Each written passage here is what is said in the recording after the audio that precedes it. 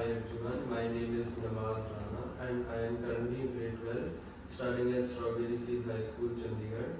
Today I will be interviewing Dietitian Harleen Bakshi, and before we begin I would like to introduce her. She is a highly motivated and passionate professional having around 28 years of work experience in clinical nutrition and assisting clients who are interested in improving their health and managing weight through better nutrition and lifestyle modification. She is also an active member of Indian Dietetic Association Nutrition Society of India, ISPEN, and has also worked with NGOs to impart nutrition education in schools as a part of corporate social responsibility with many big companies. Now we are done with the introduction, and ma'am, I would like to ask you some questions. Thanks, Nawaz. So the first question is, what inspired you to become a dietitian and what do you enjoy most about your job? Okay, see, it's basically more into talking about public health. So I was always interested if I'm able to make a difference in someone's overall health and overall well-being, that is where dietetics came in. So I did my graduation and post-graduation in dietetics and public health nutrition. So that is where the thing comes. So I'm more into counseling, I'm more into if I'm able to make a little difference in someone's overall health being, well-being, it's the thing which I like the most. It's overall every day we meet new people, new clients, new patients of course, and that is where the satisfaction comes in. Got it. Moving on to our next question. What are some key principles you follow when creating personalized meals for all your clients? Okay, the golden rule behind everything is no one thing fits all. Okay, it is they are all. We do customized diet planning. We take care of the traditionals, we take care of the culture, age, height, weight, those are the personal things. Everything is taken care of, and then we make diet plans for them. Their taste, their medical intervention. So basically there are 5 principles what we take in. It's like their medical intervention, if they've got any disease, or if they are overall well, then the things will be different. Okay. Moving on to our next question. What role do you think food plays in preventing or managing chronic diseases? Somebody's said it very well. Food is another medicine. Okay, so if you are taking care of overall health with your food, we are unable to. If we are not eating well, so then if you say that medically I can treat my patients, the medicines don't work.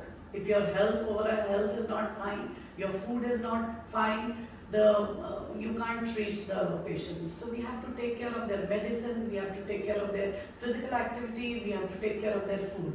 So food plays a very major role. Okay? Yes. Moving on to our next question. Can you discuss the importance of mindful eating and how it can affect overall health of a person? Okay, well that's nice. So when we try to explain mindful eating to my patients, it's making a connection with the food. Remember, I think there are still few schools who tell their children to say a prayer before you eat that food. So you need to make a connect with the food. So your grandparents, your grandmothers, if you talk to them, they'll tell you what food can do when you sitting in the kitchen. Okay, so you need to have that connect with the food. That's where mindful eating comes in. You need to have that aroma, the texture, feel the food, and that's the way food works better.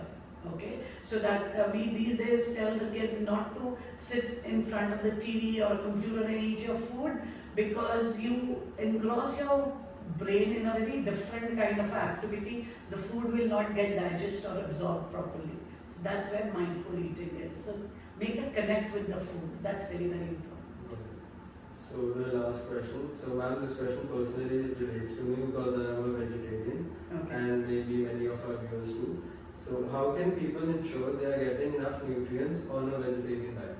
See, that's a myth that vegetarians can't get their good protein. Obviously, it's a little difficult task because it's very easy for a non-vegetarian to complete their proteins eating eggs. But vegetarians can very well do that. They can manage with their pulses. We've got even your cereals, your grains. Everything has by the end good amount of protein. But you have to just pick and choose what to eat, when to eat, and how much to eat. So that is where people like us come in, who can make a personalized kind of a thing, like they can calculate your age, height, and accordingly they'll tell you how much grams of protein you need. So you need to go to a professional if you want to therapeutically get everything rectified.